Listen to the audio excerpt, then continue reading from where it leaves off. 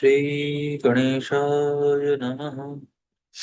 गुरुर्ब्रह्मा गुरुर्विष्णु गुरुर्देवो महेश्वर गुरुर्साक्षात् परब्रह्म तस्मै श्री गुरुवे नमः।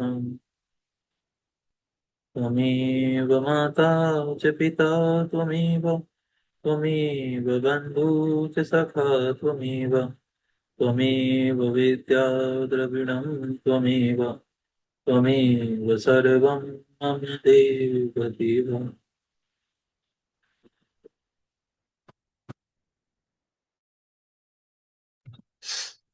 यहाँ से नया अध्याय प्रारंभ होता है। इस अध्याय में पुष्कर का महात्म्य, अगस्त्य आश्रम तथा महर्षि अगस्त्य के प्रभाव का वर्णन बताया गया है। भीष्म जी ने कहा, ब्राह्मण, अब आप मुझे यह बताने की कृपा करें कि वेद वेत्ता ब्राह्मण तीनों पुष्करों की यात्रा किस प्रकार करते हैं तथा उसके करने से मनुष्य को क्या फल मिलता है। पुलस्त जी ने कहा, राजन, अब एकाग्र चित्त होकर तीर्थ सेवन के महान फल का श्रवण करो। जिसके हाथ पैर और मन संयम में रहते हैं तथा जो विद्वान तपस्वी और कीर्तिवान होता है, वही तीर्थ सेवन का फल प्राप्त करता है। जो प्रतिग्रह से दूर रहता है, किसी का दिया हुआ दान नहीं लेता, प्रारब्धवश जो कुछ प्राप्त हो जाए उसी से संतुष्ट रहता है, तथा जिसका अहंकार दूर हो गया है, ऐसे मनुष्य को ही तीर्थ सेवन का पूरा लाभ मिलता है। राजेंद्र, जो स्वभावतः क्रोधहीन, सत्यवादी, दृढ़ता पूर्वक उत्तम व्रत का पालन करने वाला तथा संपूर्ण प्राणियों में आत्मभाव रखने वाला है, उसे तीर्थ सेवन का फल प्राप्त होता है। इसका उन्होंने नीचे संस्कृत में अनुवाद दिया है। यस्य हस्तौ च पादौ च मनश्चैव स संयतम् विद्या तपश्च कीर्तिश्च स तीर्थफलमश्नुते प्रतिग्रहादुपावृत्त संतुष्टो येन किंचितः अहंकारनिवृत्तश्च स तीर्थफलमश्नुते अक्रोधनश्च राजेन्द्र सत्यशीलो दृढव्रतः आत्मो आत्मोपमश्च भूतेषु सतीर्थफलमश्नुते। यह ऋषियों का परम गोपनीय सिद्धांत है। राजेंद्र, पुष्कर तीर्थ करोड़ों ऋषियों से भरा है। उसकी लंबाई 2.5 योजन यानी 10 कोस और चौड़ाई आधा योजन यानी 2 कोस है। यही उस तीर्थ का परिमाण है। वहां जाने मात्र से मनुष्य को राजसूय और अश्वमेध यज्ञ का फल प्राप्त होता है। जहाँ अत्यंत पवित्र सरस्वती नदी ने ज्येष्ठ पुष्कर में प्रवेश किया है, वहाँ चैत्र शुक्ल चतुर्दशी को ब्रह्मा आदि देवताओं, ऋषियों, सिद्धों और चारणों का आगमन होता है। अतः उक्त तिथि को देवताओं और पितरों के पूजन में प्रवृत्त हो मनुष्य को वहां स्नान करना चाहिए। इससे वह अभय पद को प्राप्त होता है और अपने कुल का भी उद्धार करता है। वहां देवताओं और पितरों का तर्पण करके मनुष्य विष्णु लोक में प्रतिष्ठित होता है। ज्येष्ठ पुष्कर में स्नान करने से उसका स्वरूप चंद्रमा के समान निर्मल हो जाता है तथा वह ब्रह्मलोक एवं उत्तम गति को प्राप्त होता है। मनुष्य लोक में देवादिदेव ब्रह्मा जी का यह पुष्कर नाम से प्रसिद्ध तीर्थ त्रिभुवन में विख्यात है। यह बड़े बड़े पातकों का नाश करने वाला है। पुष्कर में तीनों संध्याओं के समय, प्रातःकाल, मध्याह्न एवं सायंकाल में 10,000 करोड़ यानी 1 खरब तीर्थ उपस्थित रहते हैं तथा आदित्य, वसु, रुद्र, साध्य, मरुदगण, गंधर्व और अप्सराओं का भी प्रतिदिन आगमन होता है। वहां तपस्या करके कितने ही देवता, दैत्य तथा ब्रह्म ऋषि दिव्य योग से संपन्न एवं महान पुण्यशाली हो गए। जो मन से भी पुष्कर तीर्थ के सेवन की इच्छा करता है, उस मनखी के सारे पाप नष्ट हो जाते हैं। महाराज, उस तीर्थ में देवता और दानवों के द्वारा सम्मानित भगवान ब्रह्मा जी सदा ही प्रसन्नता पूर्वक निवास करते हैं। वहां देवताओं और ऋषियों ने महान पुण्य से युक्त होकर इच्छा अनुसार सिद्धियां प्राप्त की हैं। जो मनुष्य देवताओं और पितरों के पूजन में तत्पर हो वहां स्नान करता है, उसके पुण्य को मनीषी पुरुष अश्वमेध यज्ञ की अपेक्षा 10 गुना अधिक बतलाते हैं।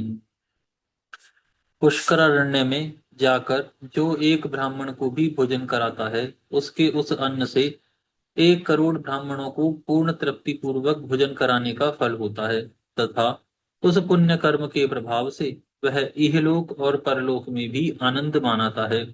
अन्न ना हो तो शाक, मूल अथवा फल, जिससे वह स्वयं जीवन निर्वाह करता हो, वही दोष दृष्टि का परित्याग करके श्रद्धा पूर्वक ब्राह्मण को अर्पण करे। उसी के दान से मनुष्य अश्वमेध यज्ञ का फल प्राप्त करता है। ब्राह्मण, क्षत्रिय, वैश्य अथवा शूद्र सभी इस तीर्थ में स्नान, दान आदि के पुण्य के अधिकारी हैं। ब्रह्मा जी का पुष्कर नामक सरोवर परम पवित्र तीर्थ है। वह वानप्रस्थियों, सिद्धों तथा मुनियों को पुण्य प्रदान करने वाला है। परम पावन सरस्वती नदी पुष्कर से ही महासागर की ओर गई है। वहां महायोगी आदिदेव मधुसूदन सदा निवास करते हैं। वे आदि वराह के नाम से प्रसिद्ध हैं तथा संपूर्ण देवता उनकी पूजा करते रहते हैं। विशेषतः कार्तिक की पूर्णिमा को जो पुष्कर तीर्थ की यात्रा करता है, वह अक्षय फल का भागी होता है, ऐसा मैंने सुना है। कुरुनंदन, जो सायंकाल और सवेरे हाथ जोड़कर तीनों पुष्करों का स्मरण करता है, उसे समस्त तीर्थों में आचमन करने का फल प्राप्त होता है। स्त्री हो या पुरुष, पुष्कर में स्नान करने मात्र से उसके जन्म भर का सारा पाप नष्ट हो जाता है। जैसे संपूर्ण देवताओं में ब्रह्मा जी श्रेष्ठ हैं, उसी प्रकार सब तीर्थों में पुष्कर ही आदि तीर्थ बताए गए हैं। जो पुष्कर में संयम और पवित्रता के साथ 10 वर्षों तक निवास करता हुआ ब्रह्मा जी का दर्शन करता है, वह संपूर्ण यज्ञों का फल प्राप्त कर लेता है और अंत में ब्रह्मलोक को जाता है। जो पूरे 100 वर्षों तक अग्निहोत्र करता है और कार्तिक की एक ही पूर्णिमा को पुष्कर में निवास करता है, उन दोनों का फल एक सा ही होता है। पुष्कर में निवास दुर्लभ है। पुष्कर में तपस्या का सुयोग मिलना कठिन है। पुष्कर में दान देने का सौभाग्य भी मुश्किल से प्राप्त होता है तथा वहां की यात्रा का सुयोग भी दुर्लभ है। इसका उन्होंने संस्कृत में नीचे श्लोक दिया है। पुष्करे दुष्करो वासः, पुष्करे दुष्करं तपः, पुष्करे दुष्करं दानं, गंतुम चैव सुदुष्करम्। वेद वेत्ता ब्राह्मण ज्येष्ठ पुष्कर में जाकर स्नान करने से मोक्ष का भागी होता है और श्राद्ध से वह पितरों को तार देता है। जो ब्राह्मण वहां जाकर नाम मात्र के लिए भी संध्योपासन करता है, उसे 12 वर्षों तक संध्योपासन करने का फल प्राप्त होता है। पूर्व काल में ब्रह्मा जी ने स्वयं ही यह बात कही थी। जो अकेले भी कभी पुष्कर तीर्थ में चला जाए, उसको चाहिए कि झाड़ी में पुष्कर का जल लेकर क्रमशः संध्या वंदन कर ले। ऐसा करने से भी उसे 12 वर्षों तक निरंतर संध्योपासन करने का फल प्राप्त हो जाता है। जो पत्नी को पास बिठाकर दक्षिण दिशा की ओर मुंह करके श्री गायत्री मंत्र का जप करते हुए वहां तर्पण करता है, उसके उस तर्पण के द्वारा 12 वर्षों तक पितरों को पूर्ण तृप्ति बनी रहती है। फिर पिंडदान पूर्वक श्राद्ध करने से अक्षय फल की प्राप्ति होती है। इसीलिए विद्वान पुरुष यह सोचकर स्त्री के साथ विवाह करते हैं कि हम तीर्थ में जाकर श्रद्धा पूर्वक पिंडदान करेंगे। जो ऐसा करते हैं, उनके पुत्र, धन, धान्य और संतान का कभी उच्छेद नहीं होता। यह निसंदिग्ध बात है। राजन, अब मैं आपसे इस तीर्थ के आश्रमों का वर्णन करता हूँ। एकाग्र चित्त होकर सुनो। महर्षि अगस्त्य ने इस तीर्थ में अपना आश्रम बनाया है, जो देवताओं के आश्रम की समानता करता है।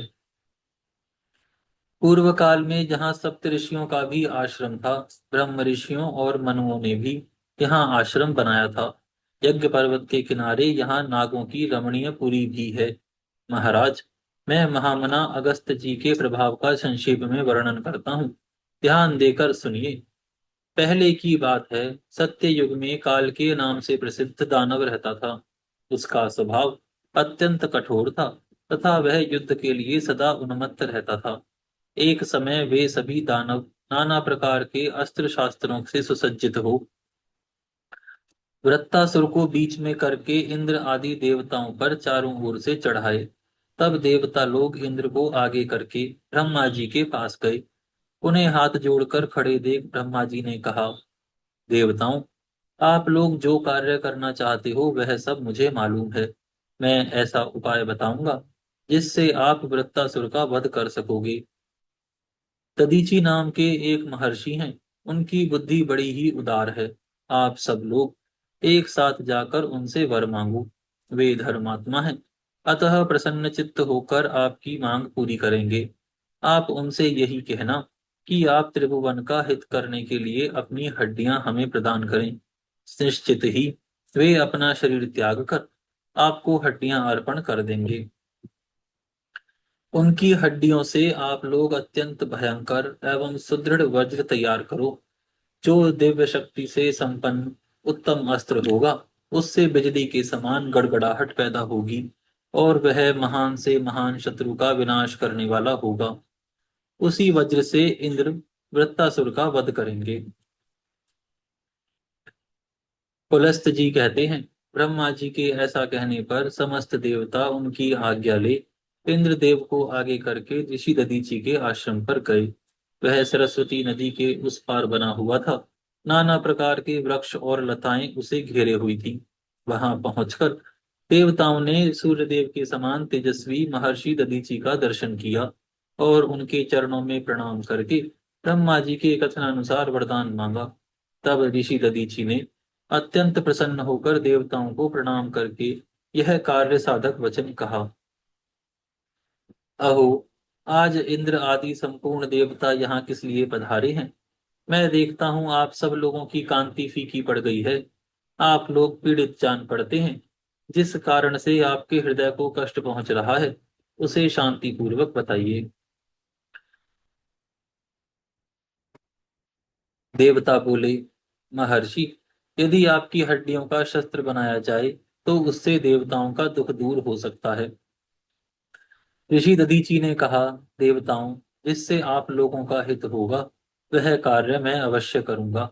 आज आप लोगों के लिए मैं अपने इस शरीर का भी त्याग करता हूँ। ऐसा कहकर मनुष्यों में श्रेष्ठ महर्षि दधीची ने सहसा अपने प्राणों का परित्याग कर दिया। तब संपूर्ण देवताओं ने आवश्यकता के अनुसार उनके शरीर से हड्डियां निकाल ली।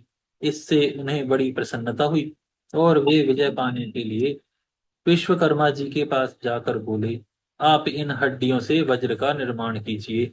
देवताओं के वचन सुनकर विश्वकर्मा जी ने बड़े हर्ष के साथ प्रयत्न पूर्वक उग्र शक्ति संपन्न वज्रास्त्र का निर्माण किया और इंद्रदेव से कहा, देवेश्वर, यह वज्र सब अस्त्र शस्त्रों में श्रेष्ठ है। आप इसके द्वारा देवताओं के भयंकर शत्रु वृत्तासुर को भस्म कीजिए। उनके ऐसा कहने पर इंद्रदेव को बड़ी प्रसन्नता हुई और उन्होंने शुद्ध भाव से उस वज्र को ग्रहण किया। तदनंतर इंद्र देवताओं से सुरक्षित हो वज्र हाथ में लिए वृत्तासुर का सामना करने के लिए गए, जो पृथ्वी और आकाश को घेर कर खड़ा हुआ था। काल के नाम के विशालकाय दानव हाथों में शस्त्र उठाए चारों ओर से उसकी रक्षा कर रहे थे। फिर तो देवताओं के दानवों के साथ देवताओं का भयंकर युद्ध आरंभ हुआ।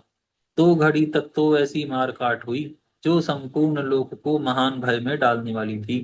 वीरों की भुजाओं से चलाई हुई तलवारें जब शत्रु के शरीर पर पड़ती थी, तब बड़े जोर का शब्द होता था। आकाश से पृथ्वी पर गिरते हुए मस्तक ताड़ के फलों के समान जान पड़ते थे। उनसे वहां की सारी भूमि पटी हुई दिखाई देती थी। उस समय सोने के कवच पहने हुए काल के दानव दावानल से जलते हुए वृक्षों के समान प्रतीत होते थे। वे हाथों में परिघ लेकर देवताओं पर टूट पड़े। उन्होंने एक साथ मिलकर बड़े वेग से धावा किया था।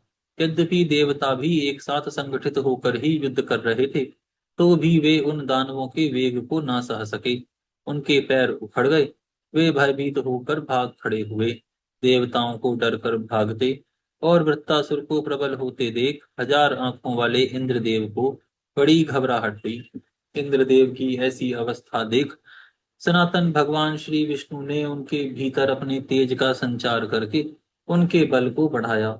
इंद्रदेव को श्री विष्णु के तेज से परिपूर्ण देख देवताओं तथा निर्मल अंतःकरण वाले ब्रह्म ऋषियों ने भी उनमें अपने अपने तेज का संचार किया। इस समय भगवान श्री विष्णु देवता तथा महाभाग महर्षियों के तेज से वृद्धि को प्राप्त होकर इंद्रदेव अत्यंत बलवान हो गए। देवराज इंद्र को सबल जान वृत्तासुर ने बड़े जोर से सिंहनाद किया। उसकी विकट गर्जना से पृथ्वी, दिशाएं, अंतरिक्ष, धूलोक और आकाश में सभी कांप उठे। वह भयंकर सिंहनाद सुनकर इंद्रदेव को बड़ा संताप हुआ। उनके हृदय में भय समा गया और उन्होंने बड़ी उतावली के साथ अपना महान वज्रास्त्र उसके ऊपर छोड़ दिया। इंद्रदेव के वज्र का आघात पाकर वह महान असुर निष्प्राण होकर पृथ्वी पर गिर पड़ा। तत्पश्चात संपूर्ण देवता तुरंत आगे बढ़कर वृत्तासुर के वध से संतप्त हुए। शेष दैत्यों को मारने लगे।